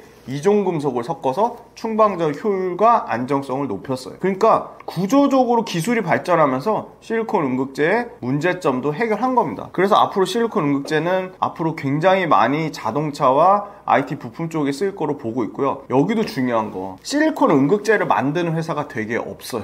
굉장히 국내랑 일본 업체, 중국 업체 다 합쳐서 6개, 7개밖에 안 돼요. 근데 미국에서 중국 걸 안 쓰려고 해요. 대표적으로 원래 테슬라에도 중국산 실리콘 음극재를 썼습니다. BTR이 어마어마한 큰 회사거든요. 중국 1등 음극재 회사예요. 실리콘만 하지 않아요. 흑연도 해요. 근데 BTR 거를 테슬라가 쓰다가 이제 중국산 음극재, 중국산 전구체, 중국산 동박 쓰는 순간 자동차 보조금을 못 받고, 자동차를 미국에서 지어서 짓는 보조금이 AMPC라고 첨단 생산세액 공제인데 그 보조금도 못 받는 거예요. 그래서 당장 테슬라의 배터리를 납품하는 파나소닉이 불과 얼마 안 됐어요. 몇 달 전에 야, 그 중국 거 BTR 거 다 빼, 대신에 한국 거 알아봐 해서 한국의 대주전자 재료가 테슬라로 드디어 들어간 겁니다. 근데 다 보고 있겠죠. 스텔란티스도 보고 있을 거고, BMW도 보고 있을 거고, 폭스바겐도 보고 있을 거고, 아우디도 보고 있을 거고, 또 어디가 보고 있을까요? 도요타, 혼다, GM 보고 있겠죠. 야, 이거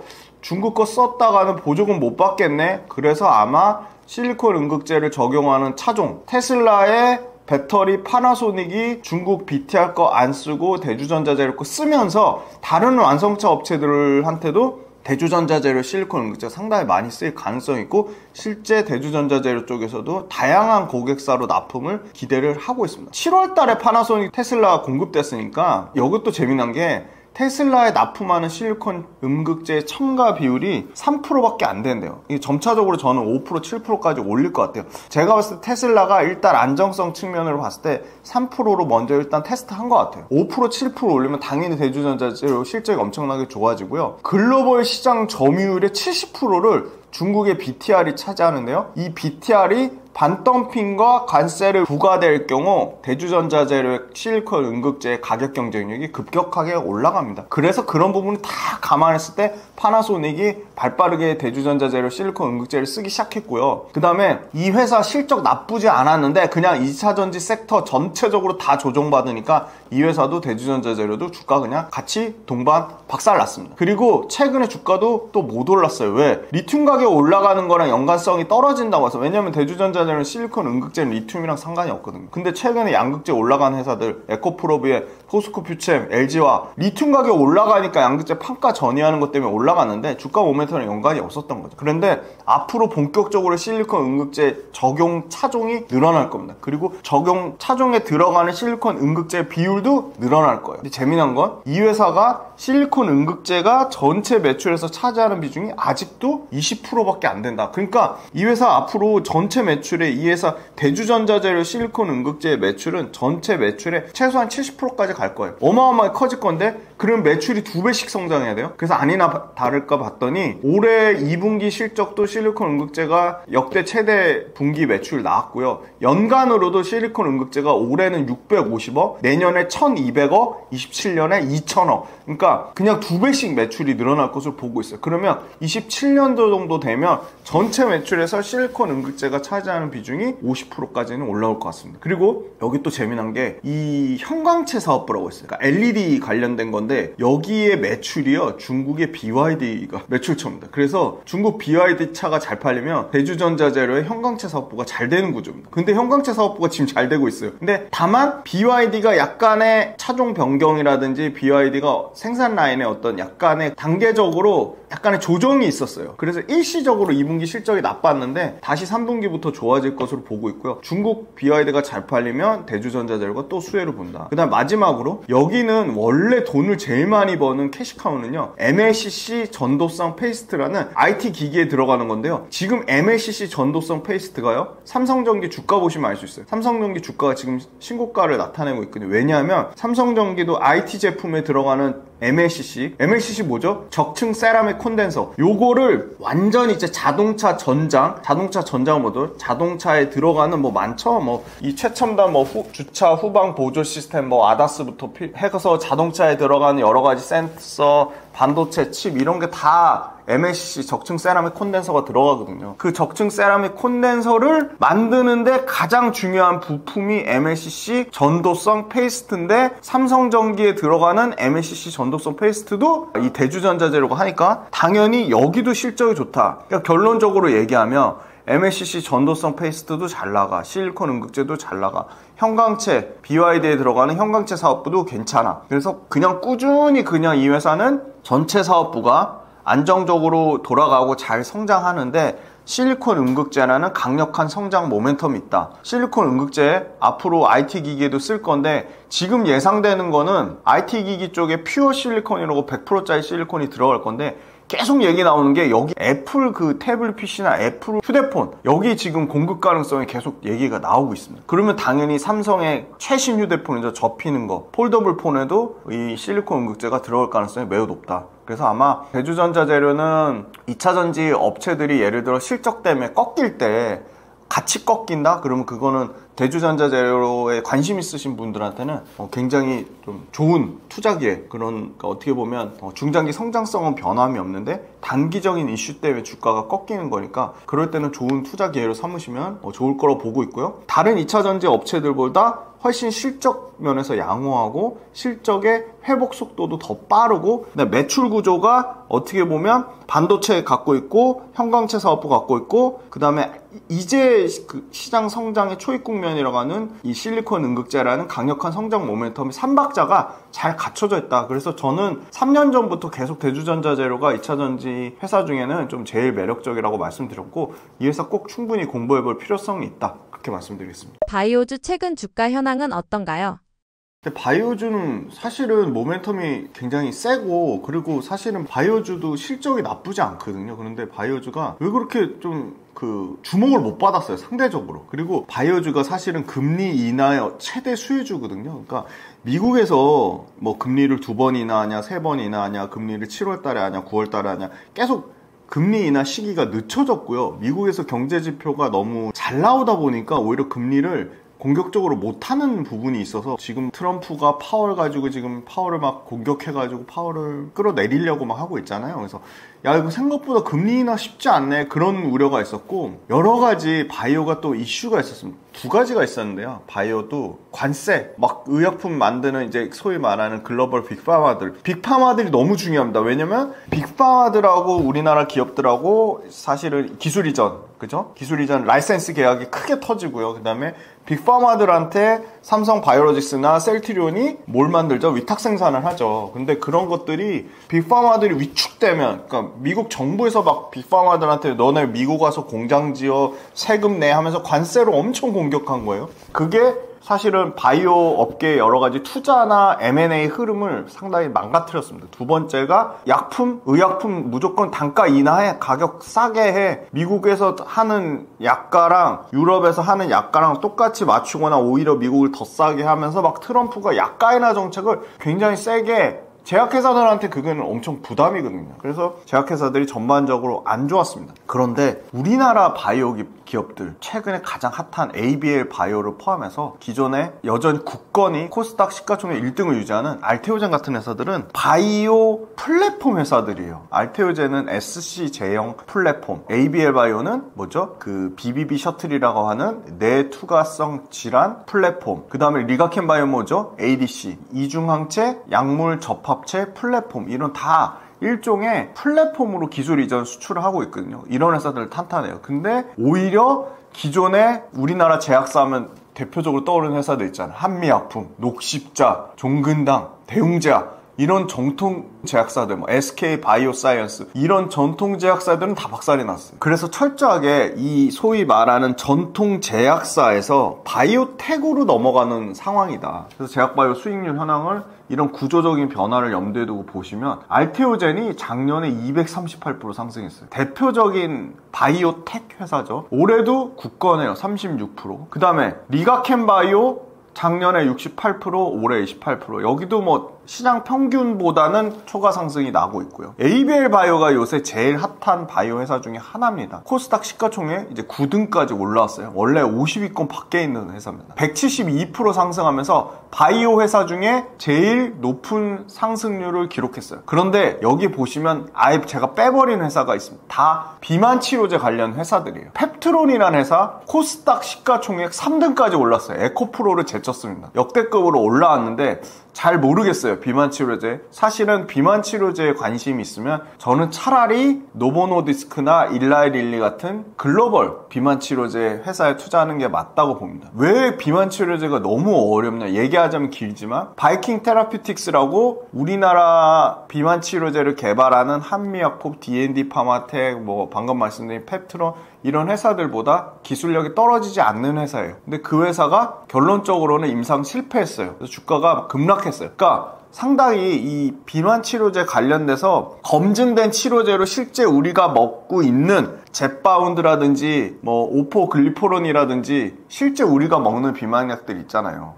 노보노디스크의 비만약, 일라이릴레의 비만약 이런 검증된 것들 아니면 저는 상당히 리스크가 있다고 보고 있기 때문에 차라리 그냥 바이오텍이 하는 플랫폼 그리고 제일 큰 시장 항암제에서 임상 글로벌로 진행하는 회사들 보자. 아니면 실제 제약회사 중에 엄청나게 돈 잘 벌고 있는 회사들 있어요. 바로 대표적인 게 SK 바이오팜이거든요. 이런 회사들 위주로 압축해서 보자. 차라리 그러면 신약 개발하는 거 제가 되게 리스크 있다고 보는 회사들이 뭐 그런 회사들이거든요. 예전에 신라젠 얘기 잘못했다가 방송 막 8개월 동안 나오지 못하고 막 그런 일도 있었는데 지금의 뭐 계속 임상 실패하는 회사들 있잖아요. HLB 이런 회사들 좀 조심해야 된다 보고 있어요. 시가총액 덩치는 엄청 큰데 오히려 리스크 있다고 보고요. 차라리 그럼 아싸리 삼성 바이오로직스나 셀트리온 약 만드는 일종의 제약회사의 파운드리 같은 거잖아요. TSMC 제약회사의 TSMC 같은 삼성 바이오로직스나 셀트리온은 우리가 싸고 빠르고 잘 만들거든요. 품질 경쟁력도 있고. 그래서 삼성 바이오로직스는 실적이 좋아요. 숫자가 딱딱 찍혀요. 공장 계속 증설을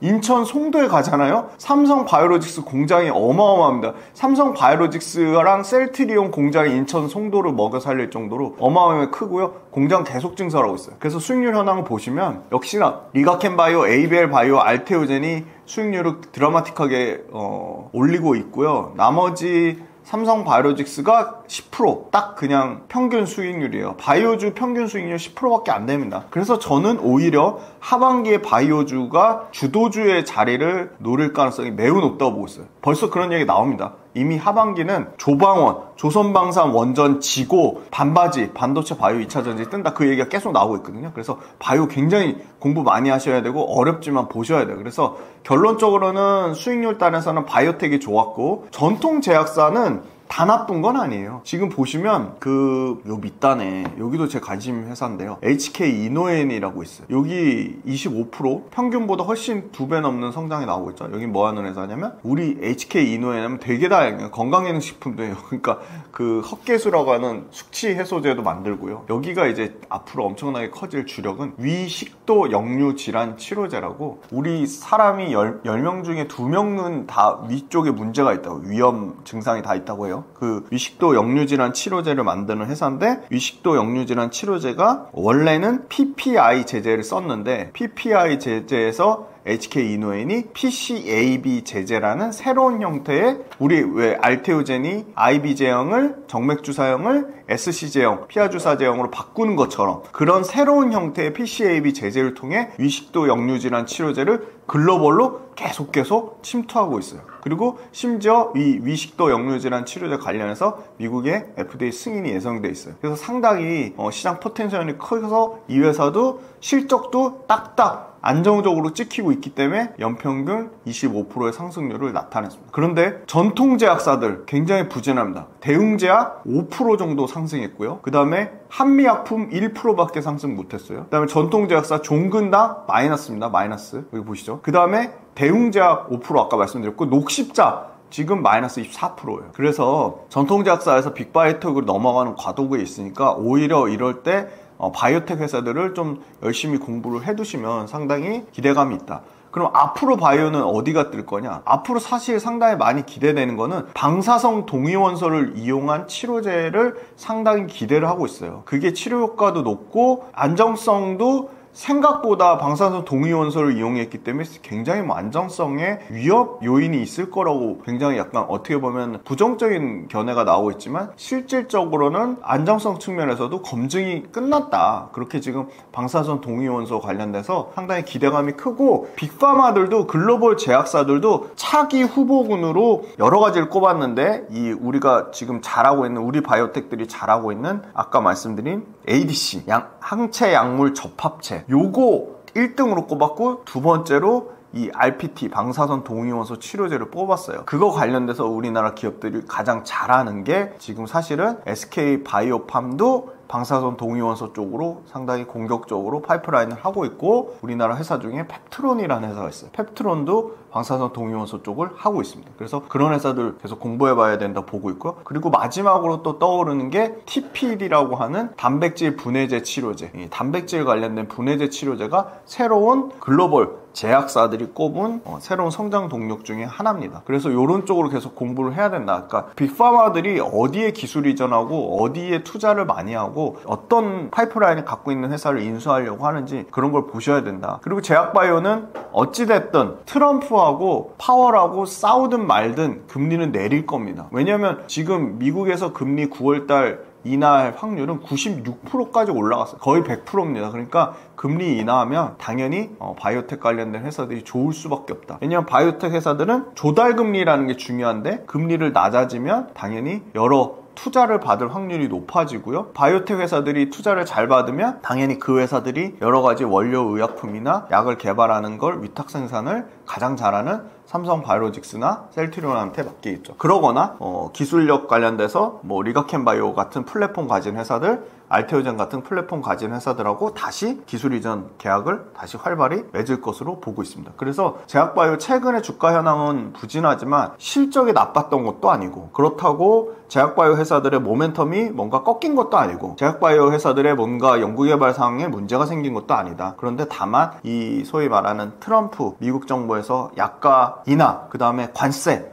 요 두 가지 매크로적인 이슈가 문제가 됐다. 그리고 금리 인하가 늦춰지는 거 아니냐, 그런 말 그대로 우려 요인, 매크로, 지정학적 요인, 이런 게 제약바이오 주가를 누른 거지, 제약바이오 펀더멘탈은 굳건하다 말씀드리고, 그 다음에 제약바이오가 9월달, 10월달, 11월달에 굉장히 중요한 학회가 몰려 있습니다. 제약바이오는 항암제 관련된 학회들, 아스코, 에스모, 굉장히 많은 미국 혈액암 학회, 이 학회가 왜 중요하냐면요, 여기서 대형 빅딜이 터지고요, 여기서 중요한 임상 결과를 발표합니다. 그래서 이런 제약바이오가 가진 다양한 모멘텀들을 보면 최근에 주가는 부진했지만 제약바이오는 반드시 하반기에 우리가 투자 포트폴리오에 담아야 될 매우 중요한 업종이고 산업이라고 보고 있고요. 코스닥 전체 시총에서 차지하는 비중이, 예전에는 2차전지가 코스닥 전체 시총에서 차지하는 비중이 가장 컸는데 지금은 일단 검증됐죠. 1등 알테오젠 바이오죠. 그죠? 아까 제일 핫한 ABL 바이오 9등, 그것도 바이오죠. 시가총액 5조까지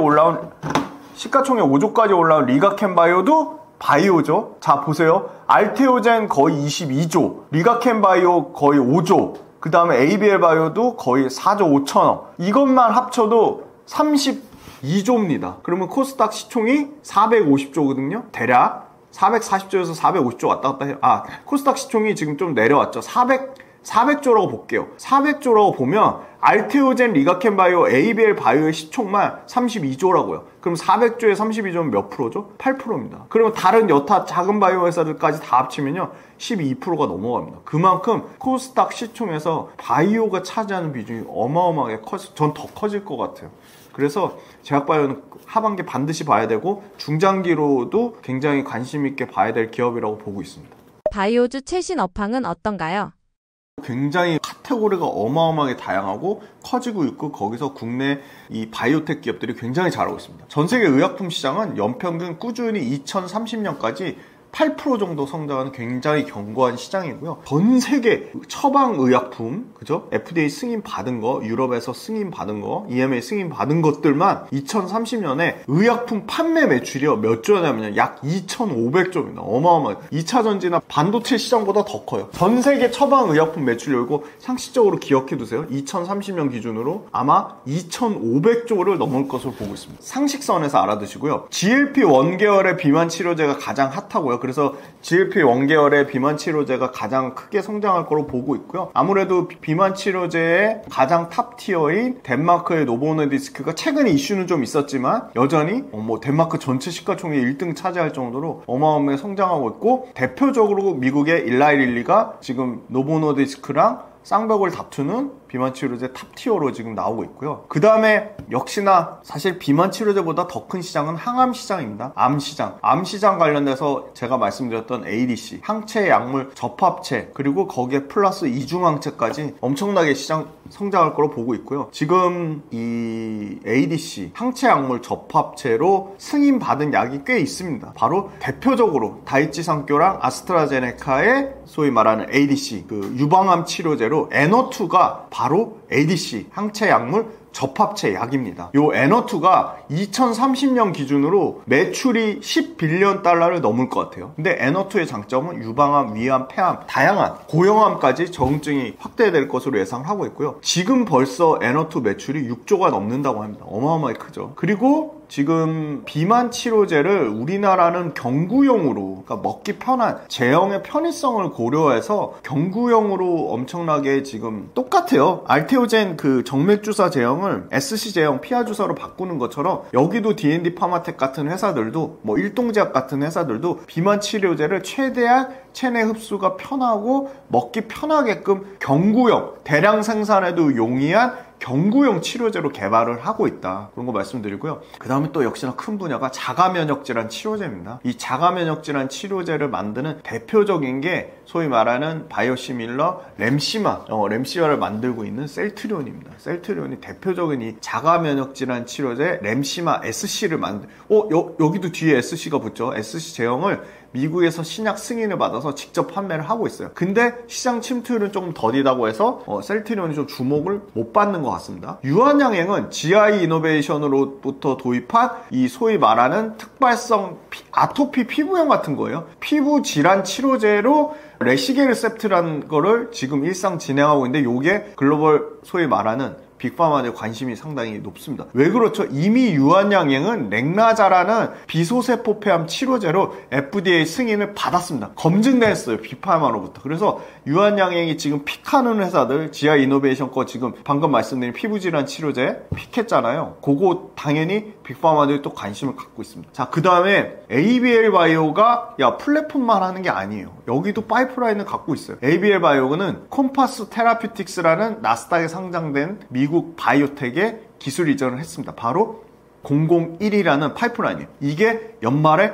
데이터 공개가 나오고요. 여기서 잘 나오면 바로 그냥 FDA 가속 허가 신청까지 나올 것으로 기대를 해서 지금 콤파스 테라퓨틱스에 기술 이전한 거 진짜 빠르면 내년 26년도에 FDA 허가 승인까지 예상을 하고 있어요. 요거 당연히 항암제입니다. 항암 치료제고요. 그 다음에 알테오젠은 뭐 계속 지금 SC 제형 관련돼서 모멘텀이 그냥 거의 월별로 있어요. 자, 키트루다 머크의 항암 치료제인데요. 항암 치료제 중에 매출 가장 커요. 40조입니다. 작년 기준 매출 40조. 말 그대로 블록버스터 중에 블록버스터인데 이 키트루다를 SC 제형으로 바꾼 거 알테오젠에서 언제 지금 승인 예정되냐면 이제 딱 한 달 남습니다. 저희가 8월 22일 찍고 있는데 9월 22일 날 아마 9월 23일 날 키트루다 SC 제형 승인 예정되어 있습니다. 굉장히 크죠? 그러면 당연히 알테오젠 마일스톤 머크로부터 들어오겠죠. 그 다음에 또 하반기에 아까 말씀드린 경구용 비만 치료제 계속 이제 그 유럽 당뇨 학회가 있어요. EASD라고. 요거 9월 15일입니다. 그러면 여기 지금 일라이릴리부터 노보노디스크, 그 다음에 또 우리 D&D 파마테, 여기 또 일동제약 이런 회사들이 지금 9월달 학회에서 당뇨병 학회에서 상당히 중요한 발표를 갖고 있고요. 지금 기대하는 거는 비소세포 폐암 치료제,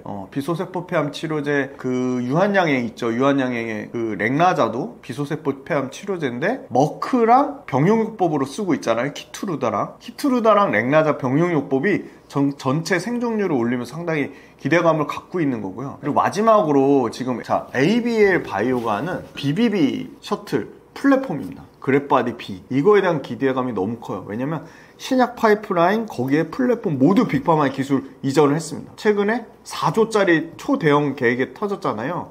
근데 이 BBB2가 관련돼서 뇌질환 치료제는 안정성이 매우 중요한데 사노피의 기술 이전한 ABL301 요게 임상일산 안정성 데이터가 올해 안으로 나올 것 같습니다. 그래서 이미 최대 4조 1,000억의 이 BBB 플랫폼 그랩바디 기술 이전 계약을 체결했는데 요거 관련돼서 계속 지금 데이터랑 학회에서 증명하는 거 임상 결과가 나올 것으로 보고 있어요. 이게 어디까지 크게 기대를 하냐면요. 그 나스닥에 상장되어 있는 디날리라는 경쟁사가 있어요. 디날리가 바이오젠이란 바이오텍, 빅바이오텍의 이 BBB2가 일종의 비슷한 형태죠. 그 뇌질환 투과 플랫폼. 이 뇌질환 투과 플랫폼 기술 이전할 때 디날리 시가총액이 약 14조까지 올라갔다고 합니다. 그러니까 지금 어마어마하게 올라왔는데 ABL 바이오 시총 얼마죠? 4조거든요. 그럼 여기서 만약에 이거 BBB2가 플랫폼 기술 이전 이거 성공해서 데이터 잘 나온다? 임상 데이터 잘 나온다? 그러면 산술적으로 이 ABL 바이오도 14조 시가총액 가지 말라는 법이 없는 거죠. 왜냐면 그래파드 비로 사노피에 이미 플랫폼하고 파이프라인 모두 신약에 대한 기술 이전에 대한 검증을 받았어요, 빅파마한테. 근데 이 뇌투가 이 BBB 플랫폼은 지금 단순히 그냥 뇌투과성 질환, 뇌질환에만 해당되는 게 아니라 엄청나게 지금 알츠하이머 치매 쪽으로 확장성이 있어요. 그래서 지금 일라이 릴리랑 바이오젠 이 치매 쪽의 탑티어가 상당히 어떻게 보면 긴장하고 있습니다. 왜냐면 왜 부작용하고 안정성 측면에서 기존의 이 뇌혈관 장벽 셔틀 기술을 이용한 트론티네맘은 지금 이미 승인 받아서 트론티네맘은 올해 안으로 임상 3상 개시가 예정돼 있거든요. 더 빠르죠, 사실은.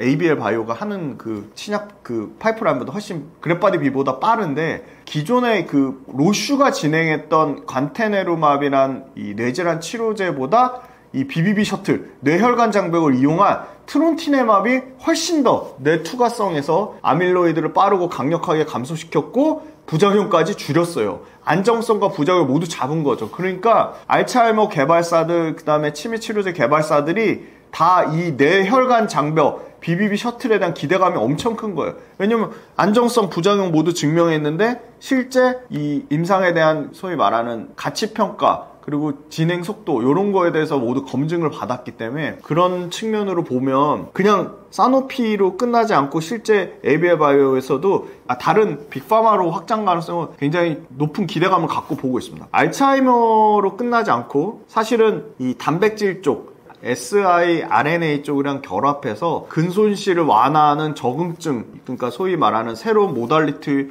확장성도 가지면서 플랫폼의 가치는 계속 올라갈 거다, 이렇게 보고 있고요. 셀트리온은 역시나 아까 말씀드린 자가면역질환 치료제 램시마 SC제형을 미국에서 팔고 있는데 약간의 판매량 둔화가 나왔죠. 그런데 유럽과 미국에서 지금 사실은 직접적인 판매망을 구축하고 미국의 공장까지 확보하려고 하고 있어요. 그러니까 시장 점유율 자체는 사실 일시적인 요인이 크고 바이오 시밀러로 이미 성공 노하우를 쌓았습니다, 셀트리온은. 그런데 여기가 왜 주가 못 가냐면 신약 파이프라인이 검증되지 않았다. 그러니까 신약 파이프라인이 없으니까 밸류에이션 한계라고 하는데 지금 바이오 시밀러 제품은 11개를 이미 미국에서 팔고 있고요. 2030년에 2배 넘게 증가한 22개, 2033년에 41개까지 키운다고 하고요. 그리고 파이프라인도 임상 신약 진행하는 파이프라인이 현재 4개고요. 내년에 8개까지 늘어납니다. 그리고 이 임상의 데이터가 내년에 첫 임상 데이터 발표할 것 같아요. 그리고 삼성 삼성 에피스, 삼성 바이오로직스 자회사 삼성 에피스랑 신약 개발이나 M&A를 같이 추진할 것으로 보여가지고 삼성 에피스도 삼성 에피스 홀딩스로 쪼개서 신약 개발이나 M&A 추진할 것으로 보고 있기 때문에 셀트리온하고 삼성 바이오피스의 또 치밀한 본격적인 신약 경쟁이 예상돼요. 그래서 상당히 기대가 되고 미국 생산 공장 아마 10월 달이면 완료될 겁니다. 그러면 여기 그러니까 소위 말하는 CMO 위탁 생산 매출이 5년간 추가적으로 반영될 거라고 보고 있기 때문에 셀트리온도 상당히 긍정적이라고 보고 있고요. 지금 빅파마가 새로운 신설 법인을 만들어요. 그래서 거기에 우리나라나 중국계 바이오텍 기업들하고 기술 이전을 해서 협업 형태로 시약 개발을 하거든요. 그게 지금 뉴코라고 신설 바이오 역할이 상당히 부과되고 있는데 거기에 대표적으로 ABL 바이오, 그 다음에 나이백, 일동제약 이런 회사들이 당연히 지금 수혜를 받고 있다. 그리고 역시나 중국 기업들도 이런 걸 굉장히 이 뉴코라고 하는 이런 새로 신설 기술 제휴하고 그렇게 외부 투자 받고 하는 게 굉장히 그 유행처럼 번지고 있고요. 대표적으로 중국의 헝루이가 엄청나게 혜택을 받았다. 빅파마들이 줄줄이 지금 특허 만료가 예상이 되고 있습니다. 그래서 알테오젠의 SC 제형으로 바꾸는 게 더 뜰 수밖에 없는 거예요. 왜냐면 제형을 변경하면 특허가 연장됩니다. 그래서 SC형 무조건 잘 될 수밖에 없는 거고요. 빅파마들이 지금 제형 변경하면서 특허를 대처하고 있습니다. 특허 만료를.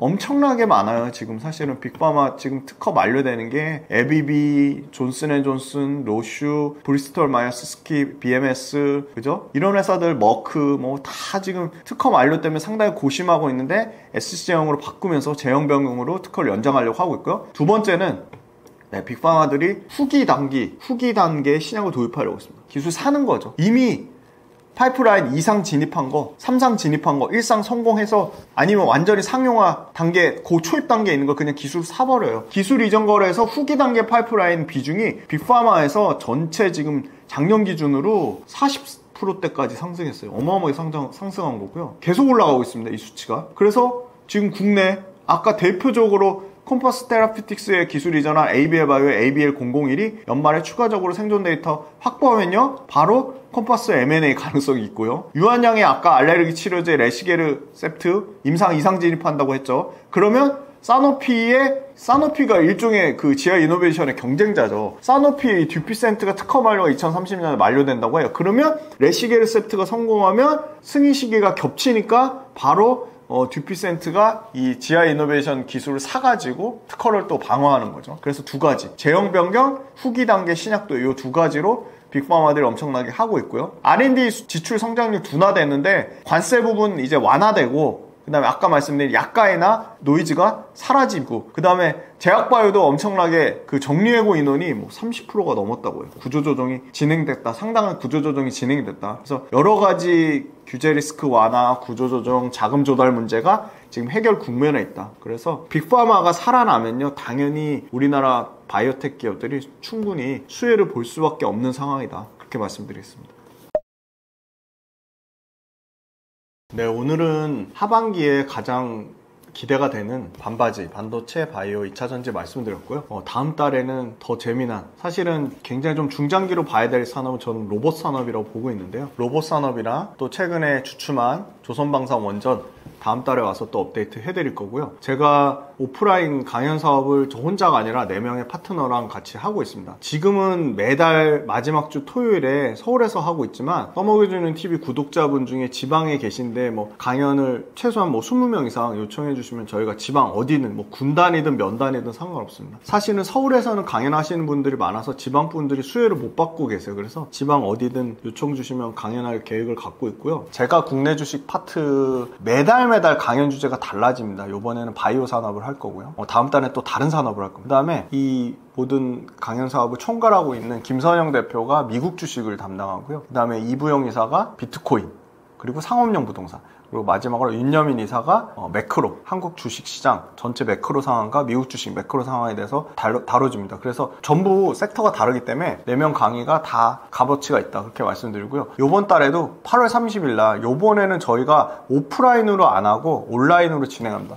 그러니까 줌으로 하니까 지방분들도 얼마든지 참여해 주실 수 있고요. 아마 PD님이 고정 댓글로 달아주실 거예요. 그리고 제가 이제 12월 초에 4명의 파트너가 도와주고 저 단독으로 강연합니다. 12월 초에 단독으로 강연 진행하는데, 그것도 많이 신청해 주시면 더 장소 큰데 좋은데 빌려가지고 단독 강연 12월에 진행하고요. 그리고 구독 모델을 진행하고 있습니다. 유튜브에 당연히 올리지 않는 내용이랑 매일매일 시황, 업종, 산업, 기업, 그리고 뭐 외국인 기관 수급 차트까지, 주식 투자 관련된 A부터 Z까지는 제가 매일매일 유료 구독자분들, 이름은 빌리언스 캠퍼스입니다. 빌리언스 캠퍼스란 유료 구독자분들과 매일매일 소통하면서 유료 구독 모델도 진행하고 있으니까 많은 관심 부탁드리고, 이 오프라인 강연 댓글로 많이 신청해 주시면 저희가 지방 어디든 가고요. 요번에는 8월 30일 날 온라인으로 진행함을 말씀드리고요. 그리고 저희가 요번 달에만 특별히 8월 23일 날 스탠드업 코미디 하시는 분들 초청해서 LSK 파트너스 문화의 밤이라고 스탠드업 코미디랑 그거 2시간 공연하고, 그 다음에 그 뒤에 2시간 동안